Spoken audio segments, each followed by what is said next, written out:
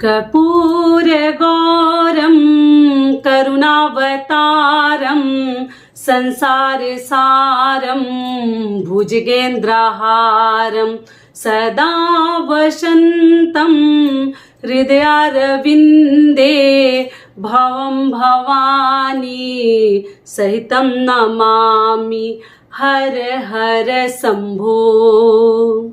नमस्कार दोस्तों, मैं हूं ममता तिवारी और आप सभी का स्वागत करती हूं मेरे चैनल ममताज वे में।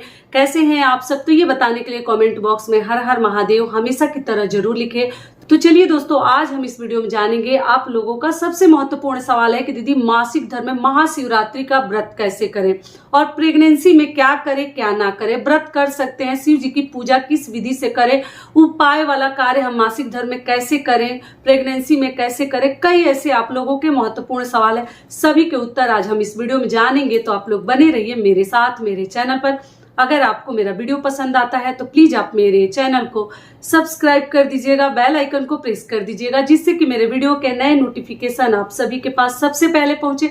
तो चलिए शुरू करते हैं और सभी महत्वपूर्ण बातें जान लेते हैं। सबसे पहले बात कर लेते हैं मासिक धर्म में हमें शिव जी की पूजा कैसे करनी है महाशिवरात्रि के दिन। तो आपको बता दूं कि महाशिवरात्रि इस साल 2024 में 8 मार्च को पड़ा है। दिन क्या है? शुक्रवार का दिन है। तो जो भी बहनें इस प्रकार का जिनके साथ प्रॉब्लम हुआ है, तो देखिए पहले तो आप लोग ध्यान रखिएगा कि शिव जी की पूजा 5 दिन पर कभी ना करें। देवियों की पूजा 5 दिन पर करते हैं, लेकिन देवताओं की जो भी पुरुष देवता है उनकी पूजा हमें 5 दिन पर नहीं करनी है। आप लोगों ने पूछा है दीदी हम एकदम सही हो जाते, ठीक हो जाते, फिर भी 5 दिन में शिव जी की पूजा नहीं करनी चाहिए। आप क्या कीजिएगा, अगर मान लीजिए आपका 6 डेज हो गया है, 6 डेज पे भी नहीं करते, 7वें दिन से ही किसी भी देवी देवता की हम जो है पूजा करते हैं। तो मान लीजिए 6ठे दिन आप पूरी तरीके से सही हो गए हैं। बहुत दिनों से आप लोग ये वीडियो मांग रही थी और मैं सोची कि ठीक है लास्ट में बताऊंगी। तो देखिए मैं आप लोगों के लिए ये वीडियो बना रही हूँ, ध्यान से बातों को समझ लीजिएगा कि फिर से आपको बहुत सारा क्वेश्चन करने की जरूरत नहीं पड़ेगी। तो आपको बता दूं, देखिए 6 दिन पे अगर आप पूरी तरीके से सही हो गई हैं तो देखिए महाशिवरात्रि का व्रत है, साल में एक बार आता है और सभी चाहते हैं, पुरुष महिला हर आदमी ये व्रत रखता है, ठीक है, बच्चे भी रखते हैं। तो आप लोग देख लीजिएगा, क्या कीजिएगा कि अगर 6 डेज भी हो गया है, पूरी तरीके से सही हो गई हैं, तो शिव जी से माफी मांगकर आप लोग पूरी तरीके से अपने पूजा पाठ नियम धर्म जो भी बताई हूँ सब कार्य आप लोग कर सकते हैं, ठीक है। लेकिन उससे कम है तो आप लोग मत कीजिएगा। अगला कार्य आप लोगों को क्या करनी है कि आप लोग पूछे हैं कि दीदी जैसे बाल वगैरह क्या उस दिन धो सकते हैं, तो आप गुरुवार के दिन बाल धो लीजिएगा। मासिक धर्म वाले लोग गुरुवार के दिन बाल धोते हैं, आप अपने घर का नियम देख लीजिएगा। और शिवरात्रि के दिन आप चाहे तो फिर से धो सकती हैं, गुरुवार के दिन अपना नियम कर लीजिएगा और शिवरात्रि के दिन आप सिर के ऊपर से केवल स्नान भी कर सकते हैं या आप लोग बाल भी धो सकती हैं। तब आप पूरी तरीके से शुद्ध होकर शिव जी की पूजा कर सकती हैं, ठीक है। अगला आप लोगों का सवाल है कि दीदी मासिक धर्म में अगर हैं तो उपाय वाला कार्य कैसे करेंगे। तो आपको बिल्कुल चिंता करने की जरूरत नहीं है। आप क्या कीजिएगा, इस महाशिवरात्रि में मान लीजिए आप नहीं कर पाए किसी कारणवश, मतलब ऐसा कुछ हो गया, तो आप क्या कीजिएगा, हर माह में शिवरात्रि व्रत आता है, ठीक है, तो उसी व्रत में आप लोग जो है कर लीजिएगा। जब भी मतलब अगला शिवरात्रि आएगा ना, मासिक शिवरात्रि, उसमें आप लोग जो है ये उपाय कर लीजिएगा, कोई दिक्कत नहीं है। जो भी नियम विधि इसमें करेंगे ठीक उसमें भी आप लोग कर सकती हैं, कोई आपको सोचने समझने की जरूरत नहीं है। ये क्लियर हो गया। और रह गई व्रत रखने की बात, तो देखिए इसमें आप लोग व्रत रखिएगा। आपको पूजा पाठ भले ही नहीं करनी है, मानसिक रूप से शिव जी को ध्यान करिए, उनका मंत्र वगैरह भी आप लोग बोल सकते हैं। लेकिन मान लीजिए कि अब बाल नहीं धोई हैं, 2 दिन 3 दिन हुआ है, तो आप क्या कीजिएगा, शिव जी का प्रसाद भी आपको नहीं खानी चाहिए। ऐसे में प्रसाद भी नहीं खाया जाता है, 2 दिन 3 दिन 1 दिन हुआ है। तो अगर बाल धोली हैं तो आप लोग श्रृंगार भी कर सकते हैं और प्रसाद भी ग्रहण कर सकती हैं, कोई दिक्कत नहीं है। व्रत रखकर आप लोग फलाहार कर सकते हैं, दूर से भगवान को प्रणाम कर लीजिए और भजन कीर्तन अब सुन सकती हैं, कर सकती हैं, सब कार्य कर सकती हैं, केवल पूजा मत कीजिएगा। पति का चरण स्पर्श भी कर सकते हैं।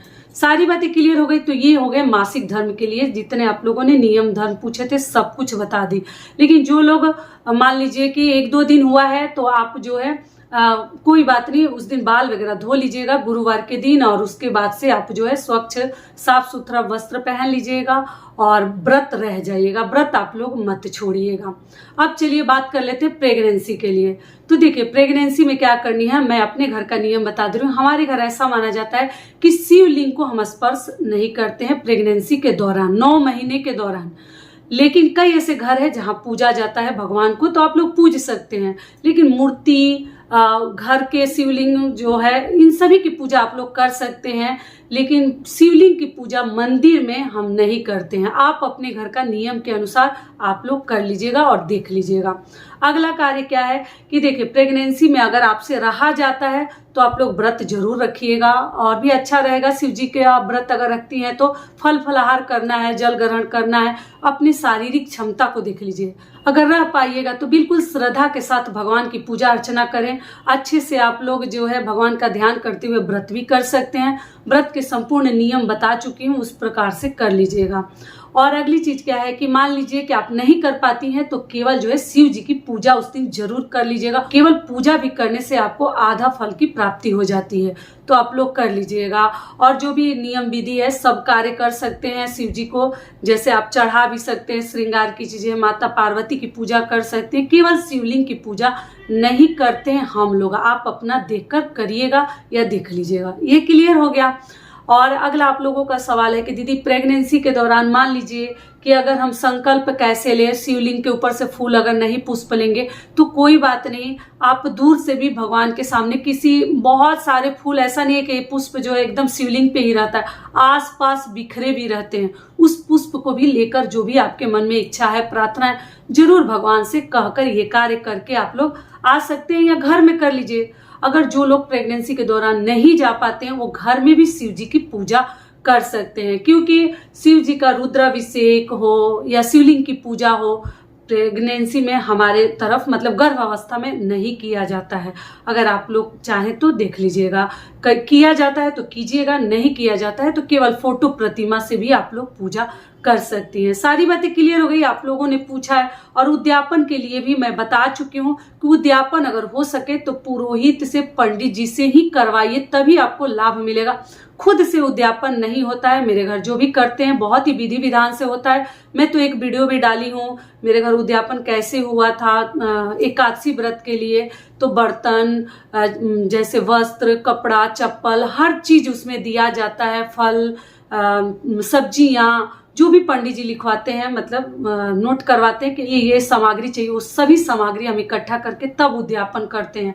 तो उस प्रकार से आप चाहें तो किसी भी व्रत का कर सकते हैं, लेकिन अभी कुछ साल कीजिए, उसके बाद ही आप लोग उद्यापन कीजिएगा। अगर संख्या में आपने संकल्प नहीं लिया है, मतलब ऐसा नहीं कि हम इतना व्रत करेंगे, ऐसा कुछ आपने संकल्प नहीं लिया है, तो आप जो है उद्यापन जो है 2-4 साल व्रत करने के बाद भी कर सकते हैं, कोई दिक्कत नहीं है। और उद्यापन करने के बाद भी आगे भी उस व्रत को आप लोग कर सकती हैं। इस वीडियो में भी देखिए समझा दी, बहुत सारी चीजें मैं बता चुकी हूँ। आप लोग मेरे चैनल पे चेकआउट कीजिएगा, हर चीज मैं बता चुकी हूँ। ठीक है, अभी आशा करती हूँ कि सारी बातें अभी आप लोगों के समझ में आ गई होगी। तो ये वीडियो मेरा यहीं तक का था, फिर मिलती हूँ एक नए वीडियो में। तब तक के लिए नमस्कार, स्वस्थ रहिए, सुरक्षित रहिए और जहाँ कहीं भी रहिए खूब खुश रहिए। धन्यवाद।